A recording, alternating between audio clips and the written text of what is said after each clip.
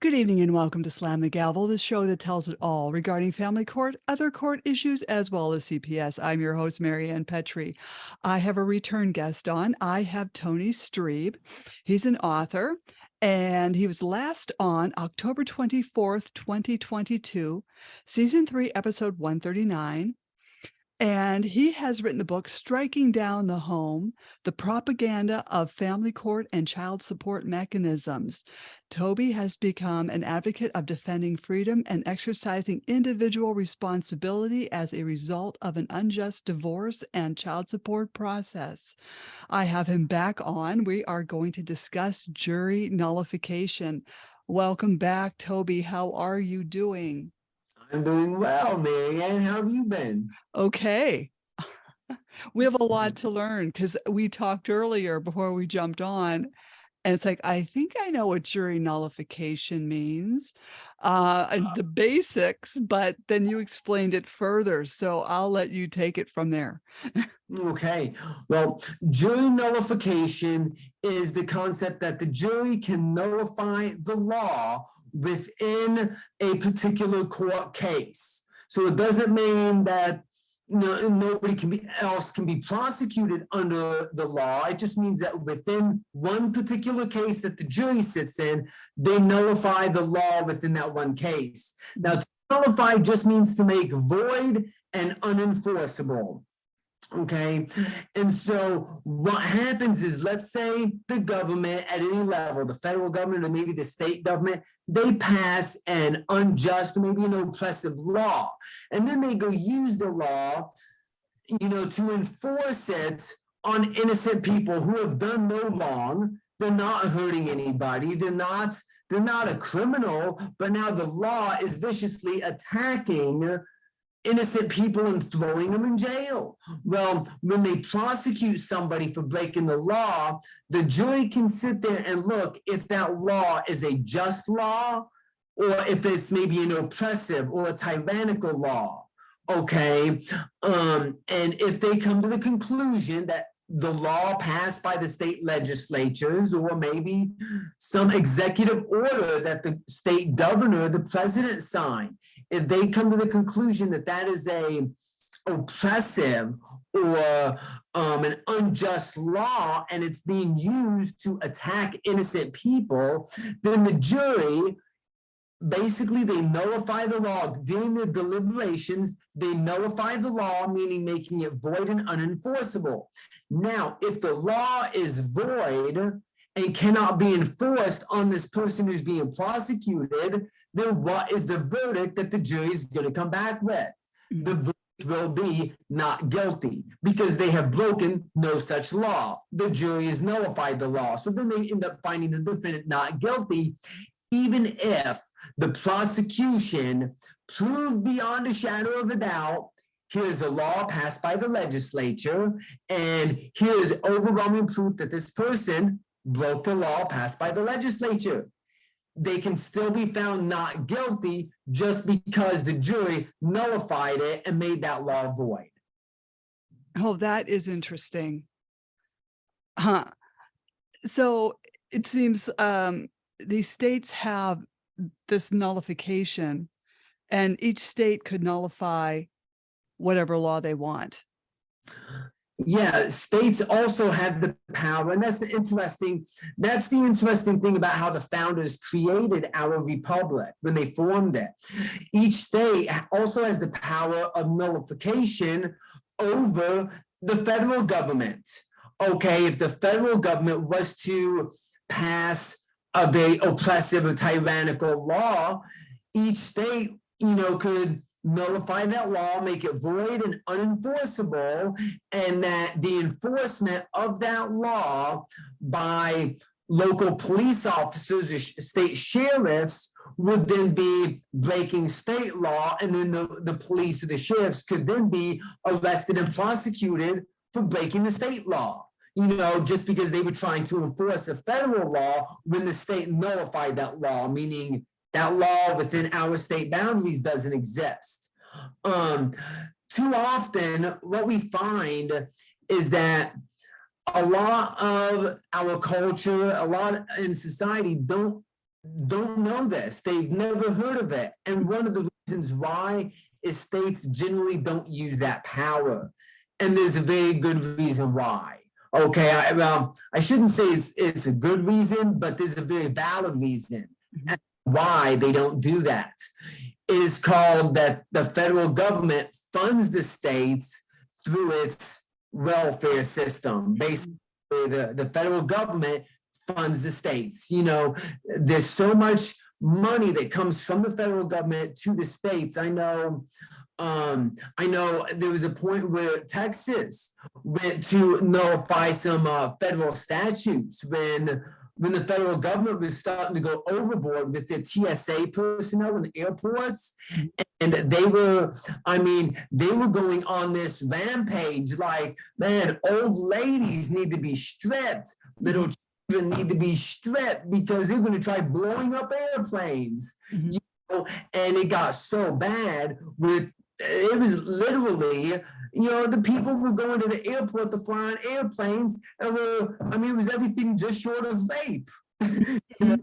And so Texas went to nullify the law, saying, okay, you've gone too far. You've gone overboard. You're not protecting the people on these airplanes. You're violating the civil liberties. You're doing everything to take away these people's rights. So they went to go nullify the law. Well, when they did that, the federal government come back and said, if you nullify our law, we're going to cut your funding. Now, that's going to create a domino effect. Okay, a lot of people, if you know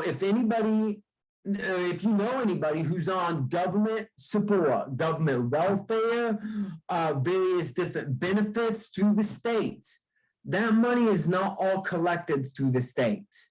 Okay, that money is given by the federal government to then dispense to the people in the welfare program. So what happens is if the federal government cuts their funding, what else has to get cut? People on food stamps, it gets cut. People on Section 8 housing or some type of government housing, that gets cut. Various different welfare programs, it gets cut because the money is not being paid to the individual by the state. It comes through the federal government to the state, to the individual. And so because of that, states tend to not go up against the federal government because they need that funding. And the people, they would not understand what was going on. You know what I'm saying? All they would know is my state of New York or my state of Tennessee or whatever state did that, well, they cut my welfare. Now I can't live and they won't feed my children, and they just get all hostile. And, they would view it as this state did it, And so, and to them, if their state's doing that to them, what are the people going to do?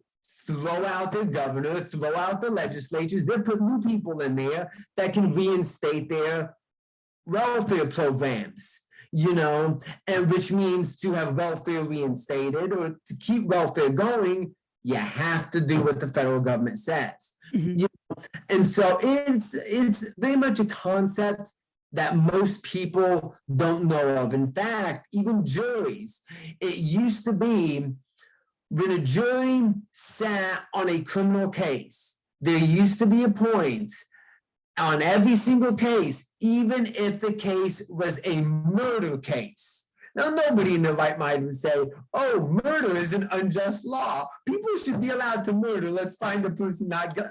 Most people would never do that.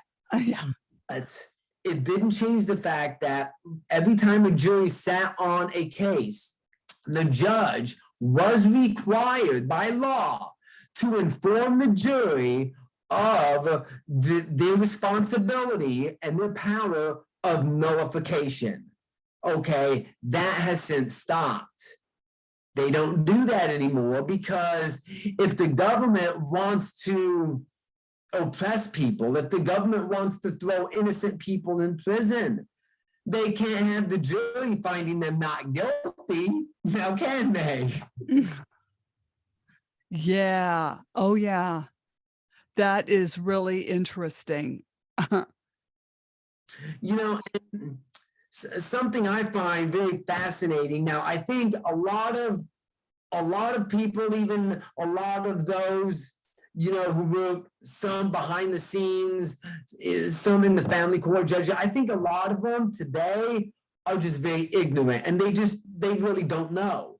Okay, because that truth has been kept from the depths of their minds. That way they can't know. And if you don't know the truth and you're ignorant, then you can be enslaved. Okay. Well, when the family court structure, and I do talk about this in my book, I give the origins of the rise of family court, how it came about, and the system behind that. Okay. But those who were currently working to create this family court structure did so inconsistent with constitutional principles. Now, if the jury was there to, and I've heard this before, that juries are there to convict people, or they condemn people to prison. Well, of course, that's not true, because if that was true, then, well, wait a minute, family court could easily have their own jury. That anybody who goes into family court could just easily be convicted. Voila, we got you again. Well, obviously, the framers of the family court system, they knew about jury nullification. They knew that if there's a law that says you are required to pay child support, and now you're being brought in because you broke the law, you didn't pay child support, they knew that juries could say, but wait a minute, child support is an unjust law. You can't force somebody to turn over 50, 60, 70, 80% of their income to you for the rest of your life so you can pocket, and juries would find that as unjust. What would they do? Nullify the law and find people not guilty. They'd have to be let off the hook. You don't want innocent people to get let off the hook. You want to destroy innocent people. You want to imprison innocent people. You want to enslave innocent people. So what must you do? You have to get rid of a jury, so they cannot, because the jury is the last line of defense against the innocent. So if you're going after innocent people, you cannot have a jury. A jury is only there if you have every intention of going after guilty people. Plain and simple. Anything short of that, if you're a prosecutor, if you're a judge, if you're a lawyer, and you have one goal, I want to go after guilty people. I want to go after the people that are hurting others. I want to go after people who are doing wrong. If that is true, then you would have a jury. Without a jury, you don't want to go after any guilty person. You only want to go after the innocent. And a jury would ultimately stand in your way. Now, even with a jury of 6 and 12, doesn't matter. It really doesn't. I mean, a jury of 6 is primarily used in civil cases. Whereas, and then I know that there's some civil cases that don't have a jury. I mean, there's some courts, it's interesting how the court structure works. There's some courts, like you have the appellate courts, you have the Supreme Court, even state Supreme Courts. There's no jury, there's just a panel of judges and the judges vote. Okay, then you have in civil court cases, primarily that's where you would find 6 jurors. Some states in civil cases will have 12, others may have a law where 6 is okay. But in criminal cases, okay, you have 12 jurors. But here's the thing. When it comes to the jurors, unlike a panel of judges, like we'll see with the Supreme Court, it does not have to be a unanimous vote. It can be a 5-4 and it passes. You see, well, with the jury, not so. With the jury, it's a unanimous vote. If you can't get all 12 jurors to vote the same way, nothing happens. And that's honestly, and that's the way it should be. Mhm. I Mhm. mean, look how much bad orders have come out of the Supreme Court.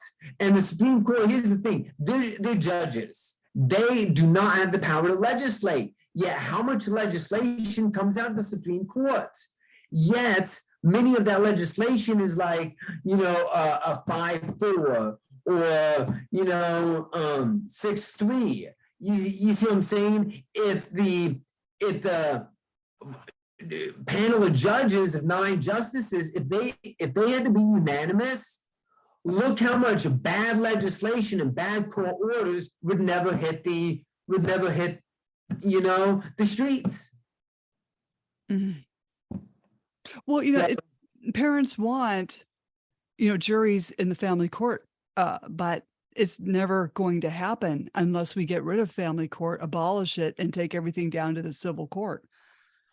That's true, because family court, here's the thing, family court was created, it was created when it was created, it was not framed consistent with constitutional principles. Okay, it was structured completely different and actually set apart. Okay, and now I know each state operates differently, so in my realm, I'm speaking as a general rule. However, some states can enact various different things so it operates differently than what I'm going to say. But as a general rule, though, family court is not even part of the judiciary. Okay, the Constitution, we got the federal Constitution and state constitutions. Now, they authorize the state legislatures to create inferior courts. Now, inferior means it must be a lower court that is, another court that is placed beneath a higher court. Now, for there to be an inferior court, that means that there's a court above them. A court that if you end up going to the lower court and you perceive that the ruling was unjust or it was made in error, then you can appeal it to a higher court. Now, and there's a reason why the legislatures were given that power when the constitutions were first formed, was because what we're going to find is that there's a population growth. The bigger the population is the population continues to grow and grow, you can have more disputes and controversies, more disagreements, more people are going to get into conflicts. Well, you can't have people waiting for years to get into court. So you establish inferior courts so you can have, as the population grows, you have more courts that you can establish. Okay, and then if they, to handle the load, yet then a smaller percentage of those cases might need to take it and appeal their case. And the higher up you appeal it, you're going to have smaller percentages of cases that are going up the channels to get it appealed. And so, yet what we find is something different with family courts. It was never placed beneath an inferior court. Okay, it was never placed beneath the superior court. I mean, it's not an inferior court, because like in the state of New Mexico, if the ruling is unjust, you can't appeal the case. Now, here's the thing, New Mexico does enact laws, as every state does. Yet the question is, these laws are in vain. Just means they're empty. It's like they pass a law, but the law doesn't do anything. Because what they'll do is, let's say, for instance, they pass a law in the state of New Mexico, okay, that says child support cannot exceed 40% of your gross income. Now, that's all fine and dandy, only if the judge wants to obey the law. If the judge doesn't want to obey the law, you see, even though family court's not part of the judiciary, because he dresses like a judge, he sits behind a bench like a judge, he looks like a judge, so everybody thinks he is a judge. If everybody thinks he's a judge, that's why they call him your honor, that's why they call him your presiding judge, the whole 9 yards. Because of that, you can't sue him. Judges are immune from lawsuits. So then, if he breaks the law, and that's what they've done with me. I mean, they established child support earlier when I was in Georgia. They established child support and some other oppressive measures at nearly 70% of my income. Mm-hmm. You know, well, of course, you know, right away, I didn't stay there. I couldn't, because I could not support myself when they were garnishing 70% of my wages, you know, and leaving me with 30% to live on. So what happens is then they would throw me out of work that way because of that oppression, and then turn right around and say, now we're going to tack it on the back child support. Now you're even farther in debt. Yes, that's what they did to me too. Yeah, you know, and yeah, if they don't, and although, here's the thing, although legally you can go after the child support division, you're hard pressed to find an attorney that will go after the child support division, you know, because of all the lies and deception. You know what I'm saying? Yes. I mean, they'll slander the attorney. Man, they're attacking the child support. That means that they don't want to support their children. They're trying to stiff people with their responsibility. All the lies spew out and people get slandered. And when you can turn, you know, when you can do a simple lie saying, hey, he created these children, he's responsible to support them. Who's going to say, no, he's not? He can knock up as many women as he wants and bail out on them if he chooses to. Who's going to say that? Nobody. Okay, and if nobody's willing to say stuff like that, or if nobody's willing to debunk the lies behind it, now all of a sudden that one lie can turn 330 million Americans against one person. Mm-hmm. Is that not mob rule? You know, to have an entire nation attack just one person. I mean, they do it. Yes. And it's like, well, wait a minute. I mean, compare that. Do you really think it would be fair if like 20 men ganged up on some 5-year-old girl and think, oh, that's perfectly fair for her. They all should just take their turns and beat her until she's dead. Mm-hmm. You would think, really, those men are so weak, they can't even pick on somebody their own age, their size, you know, their own strength. Come on, you have to get 20 men against one 5-year-old girl? Mm-hmm. Really? You see what I'm saying? What does that show? It shows their weakness. Mm-hmm. That's why they're scared to go after somebody their own size, somebody that can defend themselves. So they go after those who cannot defend themselves. You know, and that's what this is like. Really? You're going to have an entire nation of people, 330 million people go after one person? Mm-hmm. You know, yet they do. And they do so through their propaganda. Every time they send a court order to your employer for wage garnishments, to driver's license, what are they doing? They're lying to every single person and having those people retaliate against you. Oh, yes, yes. They were taking 65% out of my check. Yeah, and really, you were very hard pressed to actually find somebody stand up and say, no, I'm not going to do it. Mm-hmm. You're going to really be hard pressed. You know, I mean, here's the thing, even in the state of New Mexico, well, I had been in one of the letters that they had sent me. Okay, it was about they ordered wage garnishments, things like that. Now, in the letter, that they never stated that the employer would be punished or the federal government would come and shut them down if they refused to garnish your wages. They didn't say anything like that.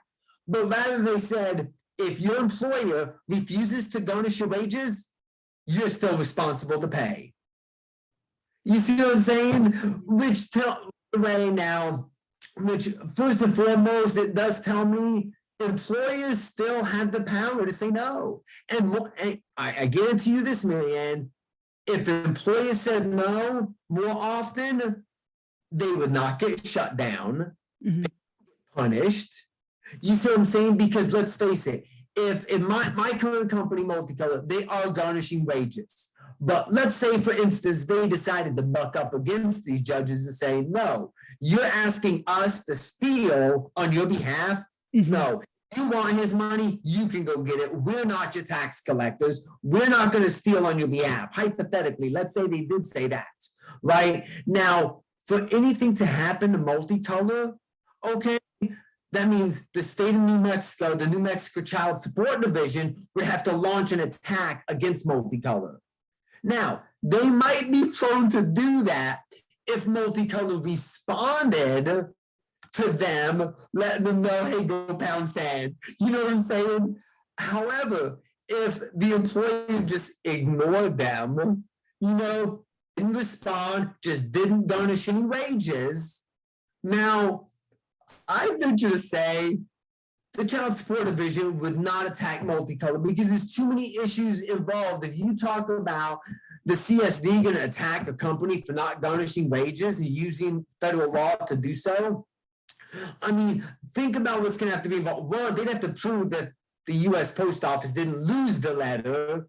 You know what I'm saying? It's supposed to go to the employer. Then, two, they would have to, prove that there would be so many different things that they would have to do. And then, being in another state, they couldn't take it in the state courts. They would have to take it in a federal court. Well, I also heard that these companies, when they garnish your wages, they also get something out of it as well. They're getting some type of kickback incentive thing. And that would not surprise me one bit, because I know, here's the thing, I know companies get kickbacks when they get people to enroll in their 401k program. Okay. Oh, yes, they get federal kickbacks. Okay, tax breaks, the whole nine. The more people that they can get enrolled in 401k, okay, and so that's why they spread the lie about 401k. This is a benefit we offer. We'll even match it. And to me, that makes no sense. Well, wait a minute. Why would you match it? I mean, come on. If you can afford the money to match, let's say, 50% of whatever I put in, or whatever your matching is, why not just allow me to go get my own retirement plan? I put you the paperwork, and then you can deposit directly into my own personal retirement plan. Or why can't you just add the money to my paycheck? Why do I need to put the money into the employer's, 401k plan? Because it's all about kickbacks. And, and I can't get anybody at my job to see that. They're all blinded, so they all have joined into the 401k. Yet I refused. And when our company did a merger, they did something very slick. I wasn't too hot about it. When they did a merger, at the end of it was not this year, it was like the end of last year, they merged with another company. Okay, well, in the merger, they changed the policy that all new employees automatically get enrolled in 401k. And then you have to go stop it if you don't want it. So that way, it was to push more people into 401k. You see what I'm saying? And then, of course, because it's not mandatory, you're not required to, you could go stop it. But let's face it, if you wait for somebody to voluntarily sign up themselves, they might not do it. But if you automatically sign them up, they might not stop it. You see what I'm saying? When they see from the paycheck, whoa, they just matched me. Nah, maybe I should just keep it. You see what I'm saying? Well, because of the merger, although I had already worked there, when the year rolled over to the new year, I automatically got signed up. Okay, and here was the thing: it's a very successful tactic if you know how this stuff works. What makes a bank robbery successful? The element of supplies. Would you, if anybody was going to rob a bank, would you first call the bank and tell them that you're coming with guns? Yeah. To rob them and gun them down? Of course not. No. It would be the element of supplies. They can't know you're doing it until you do it. You see, okay, well, that's how the 401k, when they did that to me, okay, I didn't even know that the policy had changed, that I was going to be automatically enrolled. I didn't until, boom, my wages were immediately garnished for 401k. Boy, I was livid. No. Of course, I found out the policy and what I had to do to stop it. But that took a little bit of research trying to figure out how to stop it. Mm-hmm, mm-hmm. I got it stopped after they garnished my wages twice. Two times, okay, then I finally got it stopped, but what made it effective was the element of supplies. That's how, and that's how child support works, okay? When employees, I've noticed this, when employees garnish wages for child support, they never, well, I should say with me, none of my employees did this with me. They never went to me and told me, Toby, we received the child support order. We just want to let you know we're going to start garnishing your wages, and this is the date that it's going to take effective. Okay? They've never done that. Mm-mm. They do that because what if I get mad at them and quit? How can they garnish wages if I quit? Mm-hmm. See what I'm saying? So it's automatically, we won't tell him what we're fixing to do to him. You see, you don't know until the paycheck comes and boom, the wages are gone. Mm-hmm. The element of supplies. Oh, yes. Yeah. And it's a shocker. Yeah. Oh, it's horrible. Horrible, corruption that has got to stop. Yeah. Oh. Yeah. I mean, there's people living on cars and because of this. Right. Pete. Yeah. Well, I'm reminded of the scripture that tells us, Paul tells us in I can't remember where it's at now, but Paul tells us in the scriptures, it's the love of money that's the root of all evil. And unless you understand how the political environment is taking place in the US and even on a global scale, unless you understand how that all works, you generally don't understand how is the love of money the root of all evil.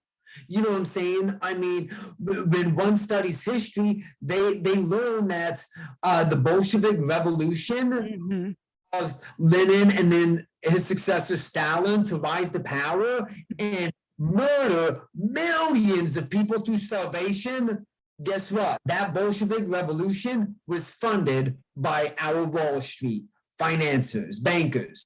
Okay, FDR and his New Deal, FDR's rise to power and all the socialism he implemented in the US, he was funded by Wall Street. Hitler's rise to power, Hitler was funded by Wall Street. We have, the child support division is nothing but a system that plunders people, steals. It's nothing but a bank robbery. I venture to say, the people that work for the child support division, they're probably going to have to give a higher account to God. Oh, yeah. All the robbery that they've committed, because, at least the bank robber doesn't try to make themselves think that they're your best friends. They're looking out for you.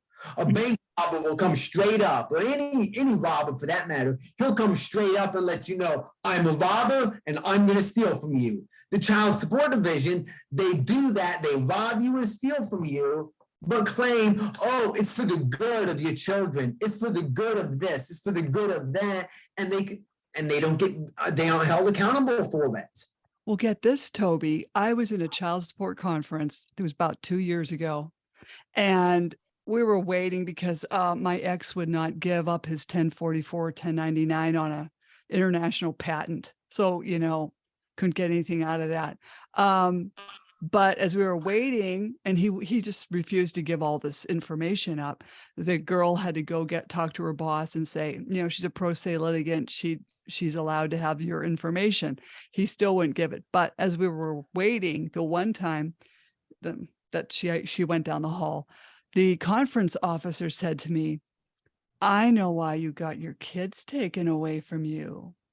And I said, "Right, through legal kidnapping via false accusations." And she just looked at me. And I said, "You do know he's versing me." And she goes, "What does that mean?" I said, I pointed to him, "is versing me." Then she goes, "Oh, this is how stupid they are. They can't even run their figures right. The judge can't run the figures right." Right. So you're going in there and you're getting insulted at the same time. Right. Yeah. Yeah. Oh yeah. Yeah, it happens. And I just, I feel bad for these people because they don't even realize that they are pawns, that they're being used to create the most horrific destruction that America has ever known. Oh, you're right. Yes. And it's a shame, that these people, and they don't even, it's sad because they don't even know what they're doing. Now they think they do, what I'm saying? They think they know what they're doing, but they don't. They're deceived. Yeah, they have a higher judge to answer to later on. That they do. Yeah, even these judges that run around in these Halloween costumes, these black graduation gowns, they have a higher God to answer to. Right. I mean, hey, you and I can buy a black graduation gown and pretend we're judges. Why not? I hear some of these judges' robes are over $300 and some, but they can pay that. But what they're going to pay when they meet God is another story. Oh man, that I definitely would not want to be standing in their shoes. No. And I mean, and here's the thing, God's not going to hold them guiltless just because they were deceived. I'm sorry, if I lie to you and you do something very destructive, or maybe you commit murder because you thought it was self-defense because I told you somebody was after you who's not after you, so you went and just knocked them off or something. God's not going to hold you guiltless. Oh, well, you didn't know, so it's okay. Oh, no. You committed murder even if you convinced yourself that it was self-defense. Mm-hmm. You know what I'm saying? Yeah. It's you might get away with it on this earth, but not on the next plane. Oh, boy, there's a lot of truth to that. Yes. Hey, how can people reach you if they have any questions about this podcast? Well, they can get a hold of me by, the easiest way would just be to email me. My email address is, they can email either Toby@strikingdownthehome.com, or they can email me at strikingdownthehome@protonmail.com. Okay, at Proton. Okay. All righty. Well, I'm going to have you back on again because you just know so much about this. It's so fascinating. Right. I'm so glad to got your book, and that your book is fabulous. So hey, don't jump off. Slam the Gavel is a podcast to help the public understand what really goes on in these family courtrooms. I'm your host, Marianne Petrie, author of Dismantling Family Court Corruption, Why Taking the Kids Was Not Enough, and Cry Out for Justice, Poems of Truth.